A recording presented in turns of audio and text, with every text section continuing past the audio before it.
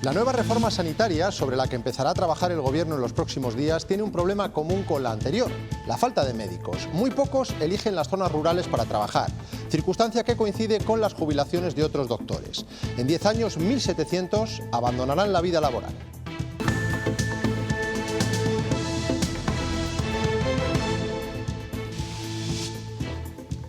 En Castilla y León hay actualmente 3.550 consultorios de atención primaria y 247 centros de salud.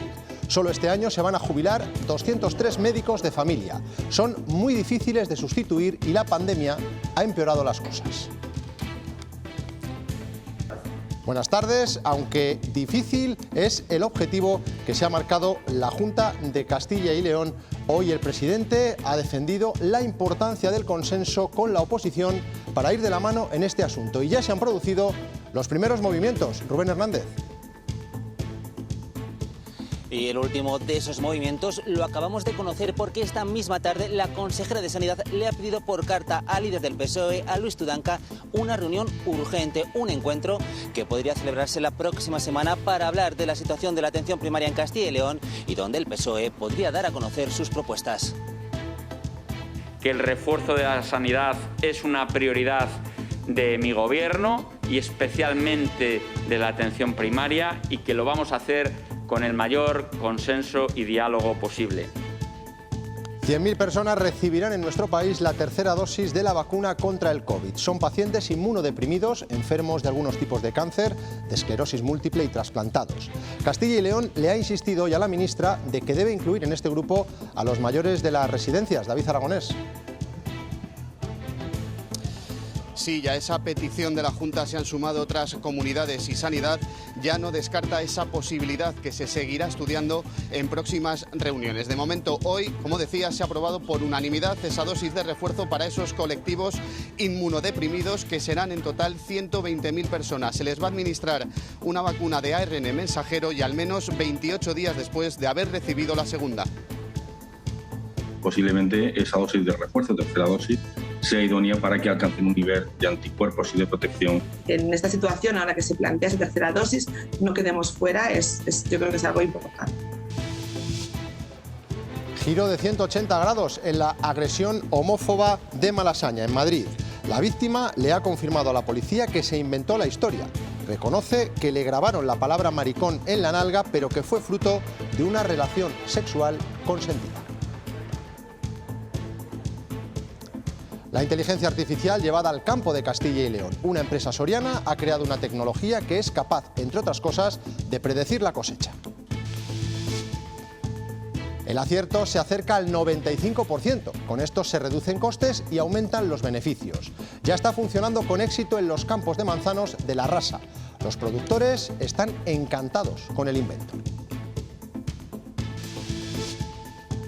En León, 380 trabajadores de Trascom podrían verse afectados por el ERE que ha anunciado la empresa de teleoperadores. Es casi la mitad de la plantilla con la que cuenta en León. No les han dado más detalles. A finales de este mes comenzarán las negociaciones para aminorar en lo posible las bajas e intentar que sean voluntarias y pactadas.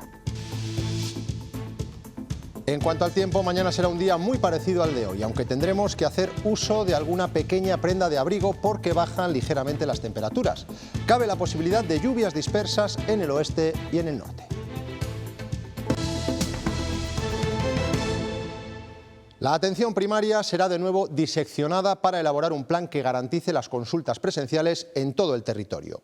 La mayor dificultad pasa por encontrar médicos que quieran trabajar en las zonas rurales y sustituir a los muchos compañeros que se van a jubilar en los próximos años. ¿Cuántos consultorios hay en la comunidad? Sergio Recio. Actualmente hay 3.550 en Castilla y León y el objetivo principal es garantizar en tiempo y forma la atención presencial de todos los pacientes en cualquier zona del medio rural. El mayor problema al que se enfrenta esta nueva reforma es la falta de médicos. En 10 años se jubilan 1.700 y la Administración no ha dado con la fórmula previa para conseguir la llegada de nuevos facultativos.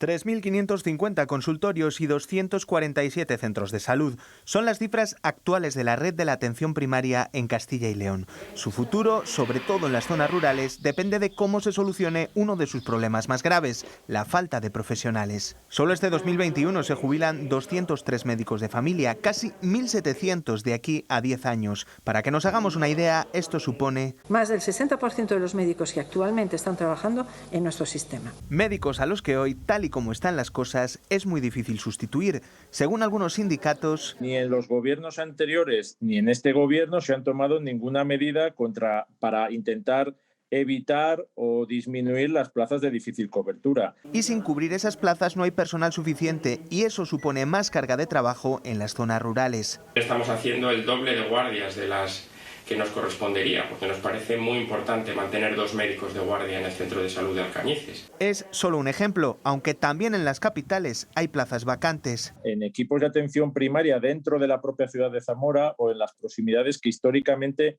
no se cubren. Y con la pandemia las cosas han empeorado. Este año solo 26 de los 1.200 primeros médicos internos residentes, los MIR, han elegido quedarse en Castilla y León. Los intentos hasta ahora del gobierno regional para atraer profesionales no han tenido éxito. Están satisfechos. Los vecinos de Aliste se habían opuesto al plan y ahora ha dado marcha atrás. En eso estamos conformes, de que hayan parado y de que nos oigan. Parece un paso corto. Hay que hacer más ruido. Porque las reivindicaciones, pese a que el plan se había paralizado, continúan. El gran problema que ven en la comarca es la falta de médicos, que creen que no se soluciona únicamente con el frenazo a la reorganización sanitaria. El 60% de los médicos tiene más de 50 años. Las plazas MIR que salen no garantizan el relevo generacional. No ponen médicos, no hay sustitutos, no lo sé. Esto es una catombe. Y médicos hay, lo que pasa es que no le quieren pagar.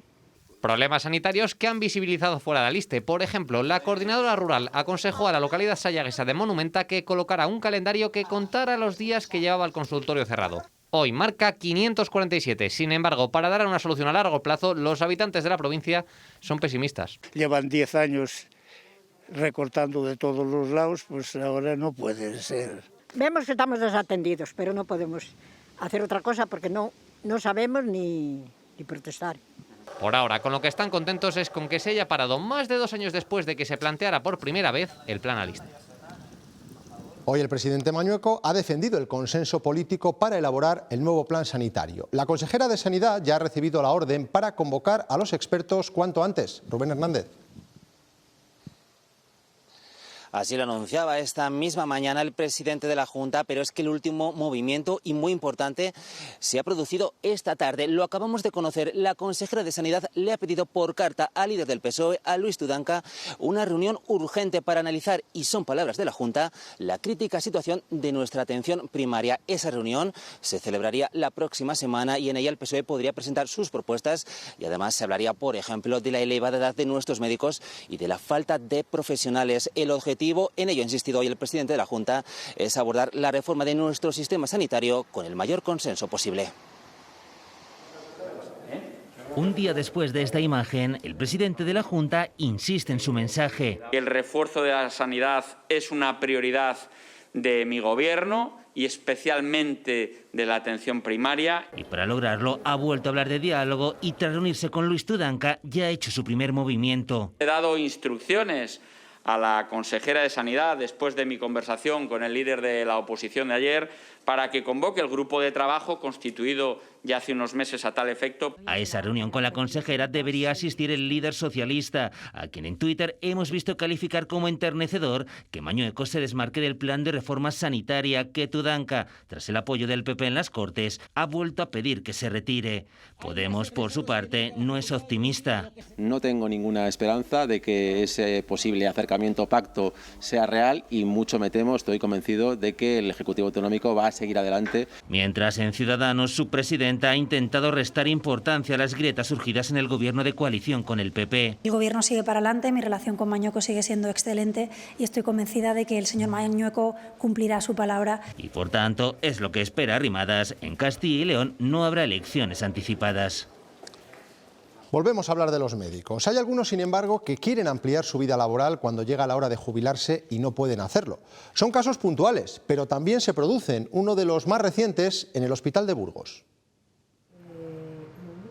SACIL deniega al ex jefe de oncología del UBU prolongar su permanencia en el servicio durante 2 años más. Acredito 38 años de dedicación intensa. En octubre cumplirá la edad de jubilación. Para el doctor, esa negativa de la consejería es un insulto a todos los ciudadanos burgaleses. A esos son los que les están diciendo que el doctor García Girón no les debe prestar su capacidad clínica, su capacidad intelectual y su capacidad emocional para seguirles atendiendo. La decisión de SACIL se basa en un informe de la gerencia del UBU que justifica la jubilación del doctor asegurando que no utiliza técnicas relevantes y que puede ser sustituido por profesionales de la bolsa de empleo. Famosos imbéciles morales dicen que no y argumentan que no soy nadie y por tanto soy fácilmente sustituido. García Girón fue relevado en junio de la jefatura del servicio de oncología. El profesional destaca que esa unidad es la única que no tiene lista de espera e insiste. Alfonso Mañueco,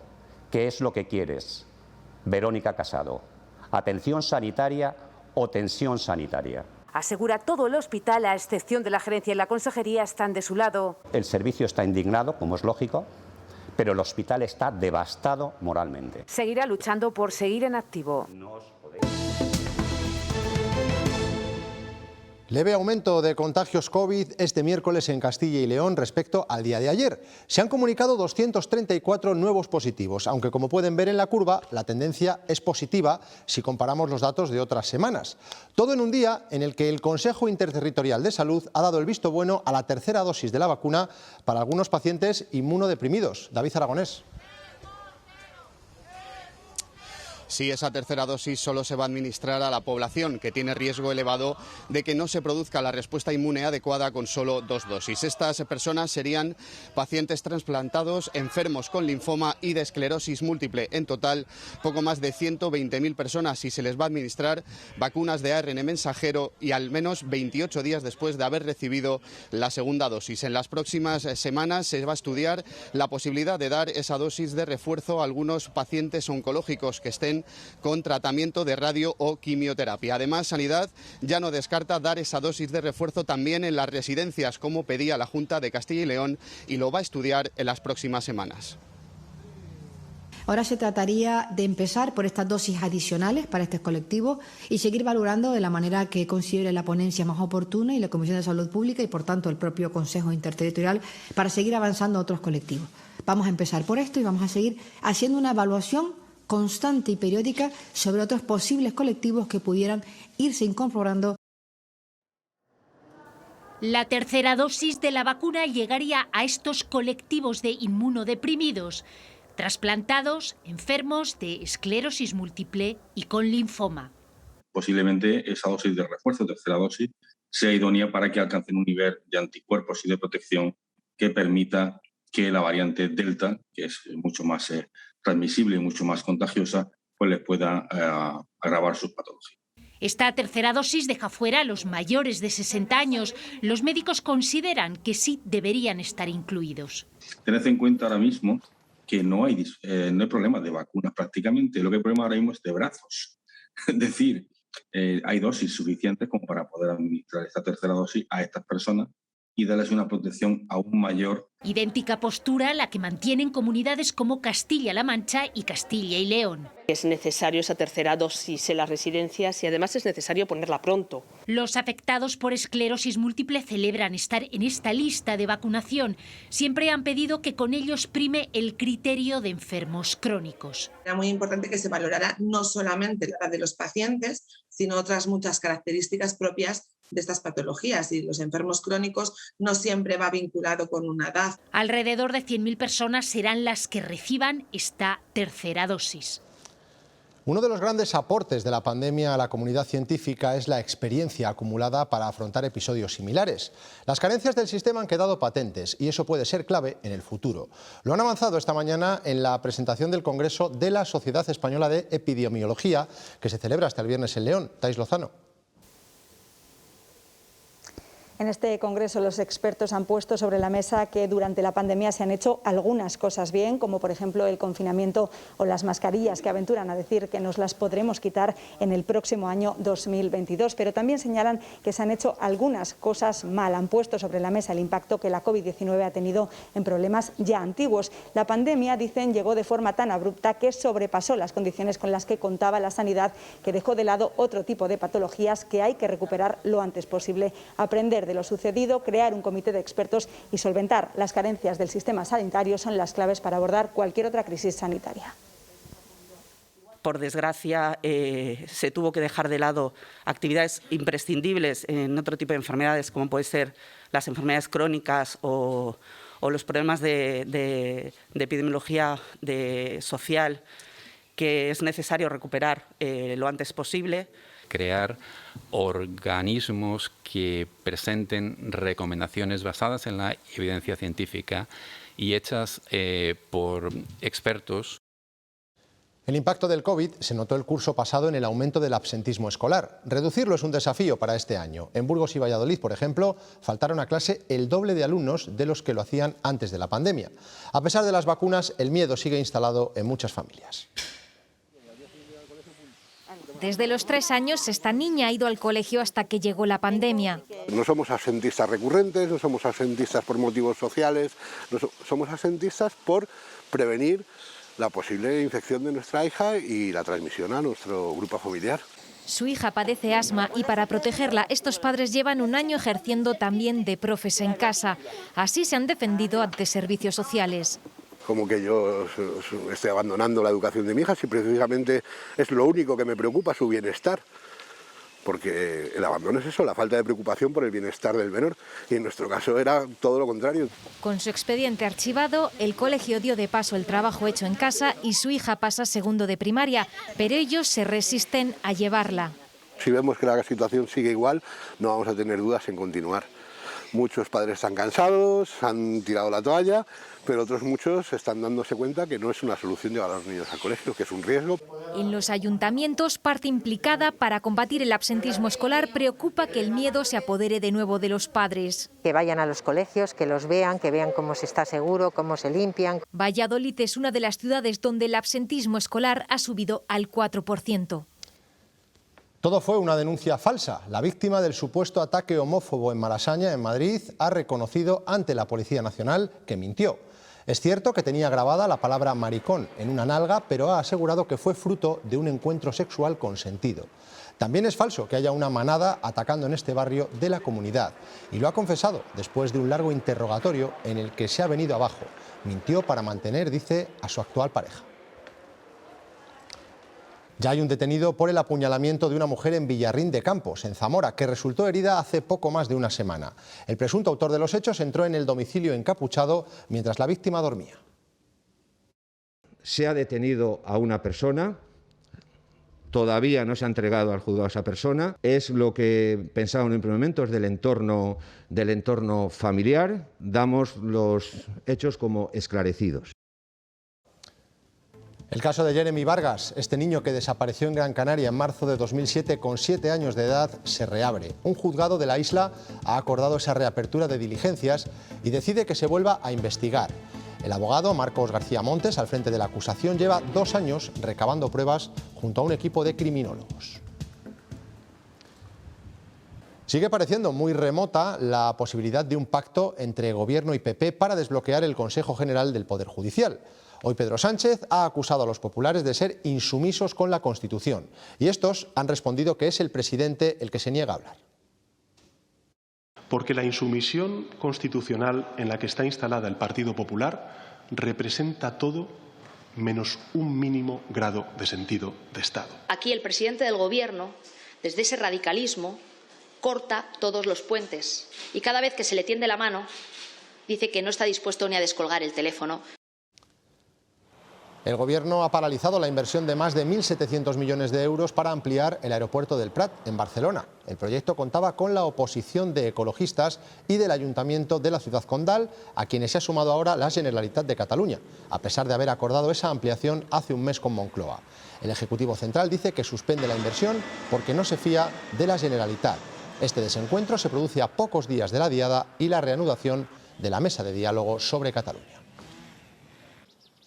Consideramos que el pacto se ha quebrado por una pérdida de confianza manifiesta. Es evidente que la Generalitat de Cataluña no tiene una decisión madura sobre esta gran inversión.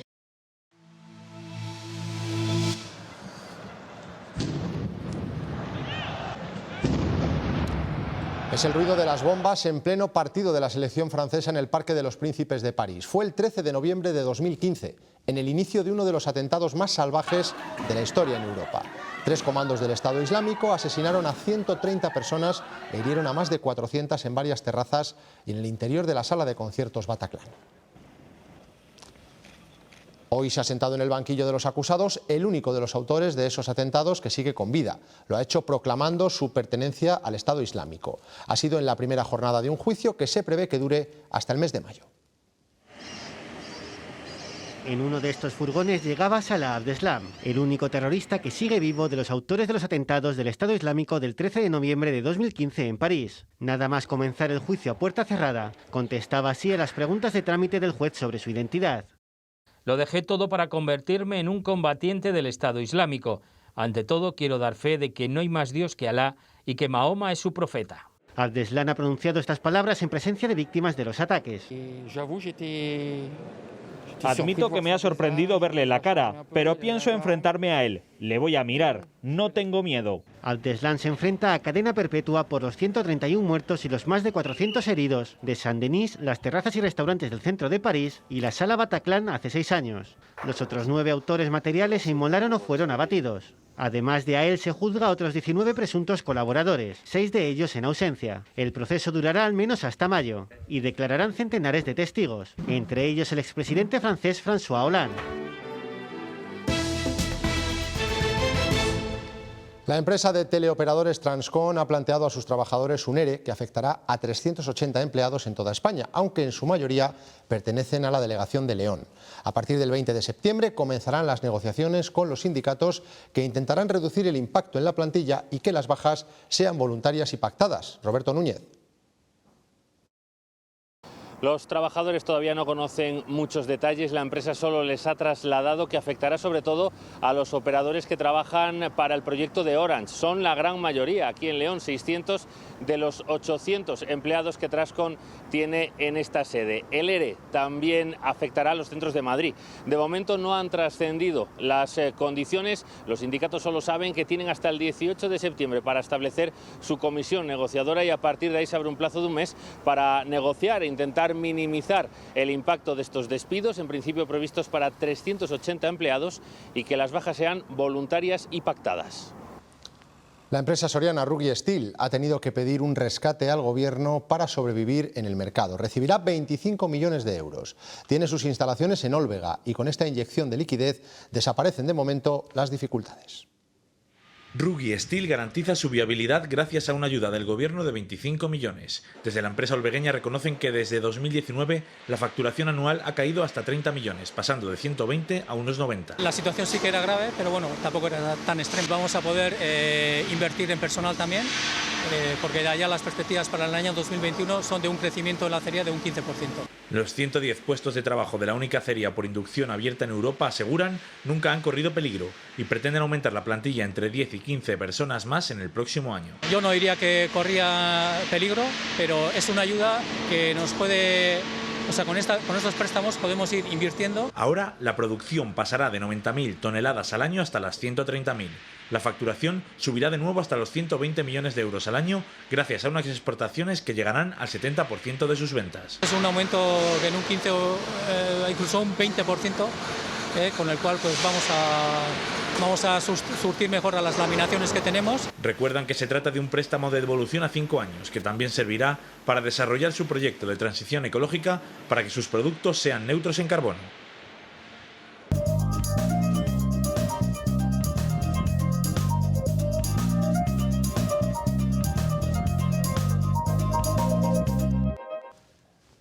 La luz no para de subir. Mañana volverá a batir el récord histórico. Rozará de media los 142 euros por megavatio hora. El pico será de 155 a las 9 de la noche y el valle de 120 euros se producirá a las 5 de la madrugada. Una de las principales causas de esta subida continua es el fuerte incremento del coste de los derechos de emisión de CO2. El presidente de Repsol ha reclamado que se aumenten para bajar su precio y pone en cuestión su funcionamiento porque lleva a deslocalizar empresas hacia países donde se sigue contaminando. Diseñamos unas políticas que lo que llevan en muchas ocasiones es a coste para el consumidor, a pérdida de empleos industriales, pérdida de competitividad industrial y además aumentamos la huella de CO2 en el mundo. Pero estamos contentos porque somos europeos y nosotros estamos bajando. Y este es un elefante que está aquí en mitad de este debate. Pasado mañana hay elecciones en la cooperativa agraria Acor. Los socios elegirán a su presidente entre 3 candidatos, Justino Medrano, Jesús Posadas y Eduardo Arroyo. Están apurando los últimos días buscando apoyos. En sus proyectos hablan de recuperar la estabilidad y la confianza en la remolacha. Justino Medrano ha estado al frente de la cooperativa durante los últimos 2 años. Cree que los resultados en este tiempo son el mejor aval. Hemos pasado de 2 ejercicios negativos a 2 positivos.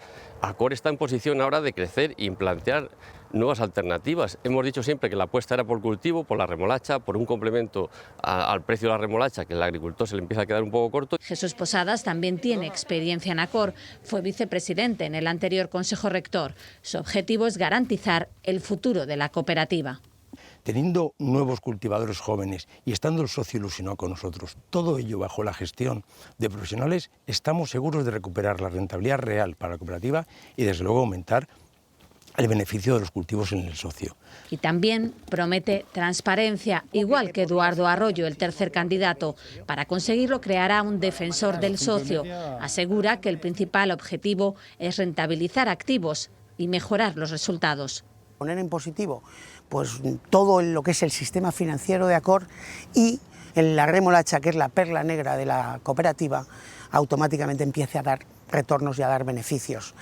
Uno de ellos será nombrado presidente de la segunda cooperativa más grande de la comunidad el próximo viernes. La decisión la tomarán los 4.500 socios. Las nuevas tecnologías aplicadas a la agricultura incrementan los beneficios de los productores. Lo hemos visto en Soria. A través de un proceso de inteligencia artificial se puede predecir la cosecha con un mínimo margen de error, incluso hasta con 2 meses de antelación. Esto supone una reducción de costes. El proyecto lo ha desarrollado una empresa local y los resultados ya se notan, por ejemplo, en los campos de manzanos de La Rasa. Datos de valor para la toma de decisiones, que le aporta pues, información a la hora de los clareos, para ajustar temas de insumos, temas de químicos. Entonces, lo que permite es, por un lado, reducir costes, por otro, ampliar, mejorar la cosecha y la calidad y la cantidad de cosecha. La Feria Salamac ha celebrado su última jornada con la subasta de ganado bovino. El gran triunfador ha sido un ejemplar de la raza Limousin, un toro de la ganadería de Jurado Pérez. Se llama Perdigón y ha alcanzado un precio de 6.900 euros. Se ha batido el récord que tenía otro animal tasado en 5.450 euros. Nos han pedido que hagamos un unboxing de este bifrutas con ingredientes de origen 100% natural, pero un unboxing es un poco aburrido, ¿no? Mira, es el nuevo bifrutas hecho con ingredientes de origen 100% natural. El pack es muy igual, cambia el logo, los colores y poco más. Unboxing, fruto de la mezcla entre un unboxing y un beatbox. Vitamina C sin gluten, bien fresh, ¿cómo lo ves? Y para beber, como siempre, por lo del revés. Hoy es fiesta en varias capitales de la comunidad que con formatos parecidos empiezan a parecerse a lo que eran antes de la pandemia. Para ello es necesario aumentar la seguridad y cumplir una serie de normas. Hemos acompañado a una patrulla de la policía en Salamanca. Los botellones continúan siendo un problema. Empieza un turno lleno de frentes por cubrir en la policía local. El primer punto es el control de los conciertos en el DA2, con acceso y aforo controlado. ¿Ha habido alguna incidencia en cuanto a la entrada? Correcta, manteniendo las distancias. Con el fin de evitar botellones en los puntos más frecuentes, la policía ha decidido cerrar completamente algunos parques. Vamos a cerrar el parque para evitar botellones Foco de atención prioritaria es todo el entorno del campo de Puente Ladrillo, sede de los conciertos, control de aforo, de drogas y prevención de posibles tumultos. Si hubiese algún tipo de altercado de masas o lo que sea, solo con el ladrillo que tiene y la forma que puede llegar a impactar en el pecho de una persona. Mientras, el Real de la Feria ha empezado su actividad y los agentes también recuerdan las medidas. Pónganse bien las mascarillas. Y a todo ello se trabaja de manera especial para evitar botellones en entornos como el puente. Imagino que sabéis que no se pueden consumir bebidas alcohólicas. Y prevención de situaciones de riesgo en las zonas de ocio más concurridas. En la barra no se puede consumir. Sí, lo sabemos. Están consumiendo bebidas alcohólicas ustedes en la vía pública. Lo que van a hacer es coger las bebidas que tienen y las van a tirar en esa cloaca de ahí. Durante estos días, refuerzo de la plantilla que alcanza los 60 efectivos simultáneos para responder a los picos de actividad. Y la Catedral de Valladolid ha sido un año más el escenario donde se ha celebrado la misa en honor a la Virgen de San Lorenzo, patrona de la ciudad. Esa misa ha sido oficiada por el cardenal arzobispo de Valladolid, Ricardo Blázquez. Durante la homilía ha hablado de la reconciliación de España.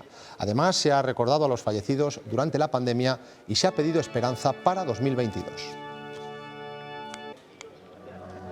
También el Bierzo ha vivido hoy su día grande de las fiestas en honor a su patrona, la Virgen de la Encina. El presidente de la comunidad, Alfonso Fernández Mañueco, ha estado presente en los actos institucionales y religiosos para mostrar el compromiso del Ejecutivo Autonómico con un territorio en el que viven 125.000 personas y en donde se ubica la sexta ciudad por habitantes de la comunidad, Ponferrada. Día de fiesta, de encuentros familiares y de una amplia agenda de actividades para todos los públicos. 2 años después han vuelto los desfiles presenciales a la Semana de la Moda de Nueva York, aunque todavía con un público reducido. Las grandes casas de la alta costura presentan hasta el domingo en la Gran Manzana la colección de primavera-verano. Hoy lo ha hecho el diseñador Cristian Siriano, con estas propuestas de inspiración italiana. Nosotros nos vamos, les dejamos ahora con los deportes y luego con Cuestión de Prioridades. Sigan informados en nuestra página web. Adiós. We could bear witness to the rise and the fall, ancient dreams in a modern land.